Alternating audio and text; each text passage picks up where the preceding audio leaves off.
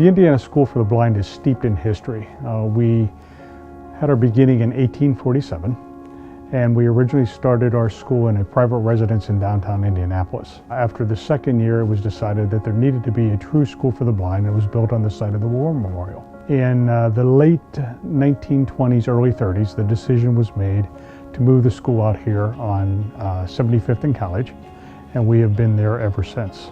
We are a residential school, and we also serve day students as well. About half of our school students reside within the Indianapolis area, and the rest of the students come in on buses on Sunday evening, and they're here until Friday afternoon. Several years ago, we made the decision that it's important for us to look at all the students who are blind or have low vision throughout the state to be considered our students, if you will. The outreach is part of the school that goes out into the state to provide services for those students out in the state of Indiana who are blind or have low vision but don't have a blind or low vision teacher. We are now sending our teaching staff out into the state to provide direct services to those students in the local school corporations. My name is Mitchell Bridwell, and I am 15 years old. When Mitchell was 2 weeks old was when we learned that he was blind. When his eyes were being formed, they stopped in mid-development for some reason. And when we went in for surgery to have it repaired, they weren't able to do anything at that point. You know, nobody gives you a manual and says, here's what you have to do for a child who's blind, right? One of the significant things about our school is the fact that we are also now serving students birth to 3 through a First Steps relationship. We had 4 different therapists that came to our house every week and helped us with his development. And they stayed with us up until age 3. It was very easy for kids with special needs to get lost in the shuffle.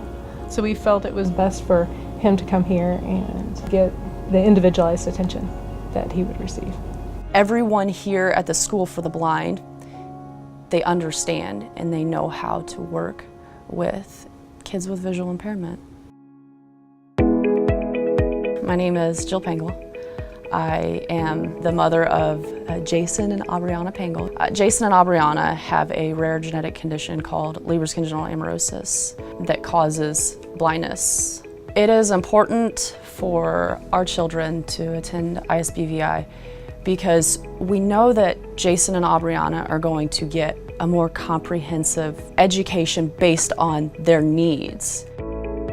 The teacher in a public education classroom wears a lot of hats, and in order for that teacher to know Braille and to know the assistive technology, in addition to meeting all the other needs in their classroom, is going to be very difficult.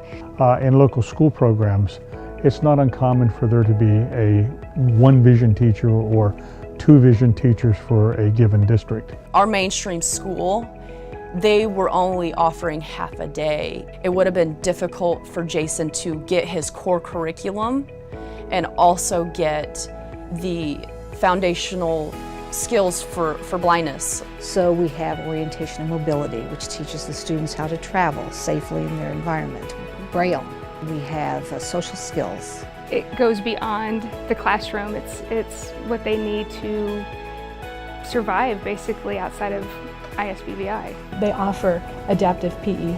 It's very important for children with visual impairments to get moving and to be physical. Rather than in a traditional setting, they might be sitting by the sidelines and not being able to participate. We do assessments and evaluations so that we will know exactly what their needs are, whether it's in English or orientation mobility or assistive technology, just to see what have they been exposed to and where do we need to go from what they do know. You know, every student has an individual education program, so geared to their needs and their goals. And within that, we have a transition career part of it. And so from 14 on, that's what we hit heavy. We start talking about, what do you want to do when you graduate? We have graduated a significant number of students, and when I say significant, it doesn't sound so when we talk about numbers. A large class at the Indiana School for the Blind and Visually Impaired in terms of graduation would be anywhere from 15 to 20 students. Something that people might not know about those that are blind or have low vision is that we're very capable. STEP is an acronym for Student Training and Employment Program.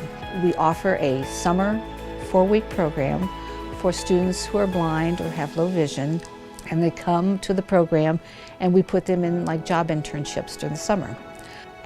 It teaches them about job responsibility, how to sell themselves. Don't make your disability a disability, talk about your abilities. Well, the summer camp program started about 10 years ago, and it's called Expanding Your Horizons. What we're trying to do is not only expand their horizon, but build self-esteem and self-confidence. I feel like it's awesome because, I've camped out and stuff with my family, but I've never been to a real camp where I can go around, do stuff with a whole group of people and have fun. I've heard many of them say, I've never done this before, I didn't think I could do it, and they did. So that's a fun thing to watch. Originally, our camp was just a day camp with one overnight of camping out. This year, we've been able to do overnight every night, so we've been able to take in more students from around the state. Interactive Intelligence Foundation was very impressed with the Indiana Blind Children's Foundation and what they were doing with the children, and we were very excited to help them promote and expand their camp to the whole statewide. And also we really wanted to be a part not only in providing money but also being a part of the volunteer effort. So during camp week we've tried to arrange for volunteers to be here, be a participant in the activities.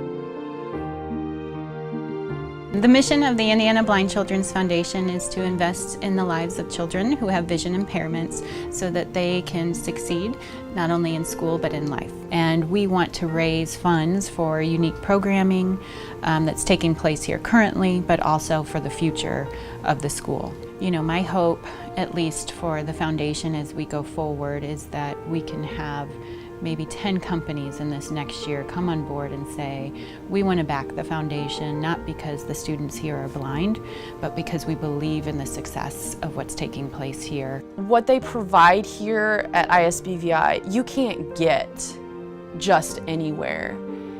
You get people that choose to work with our children, choose to come here every day and make a difference. For us as a foundation, if we can play one piece or one part of making life easier for the students and their families, then that's what we're going to do. I think we're an important part of the education of blind and low vision kids in the state of Indiana. They are great kids, and they have so much possibility.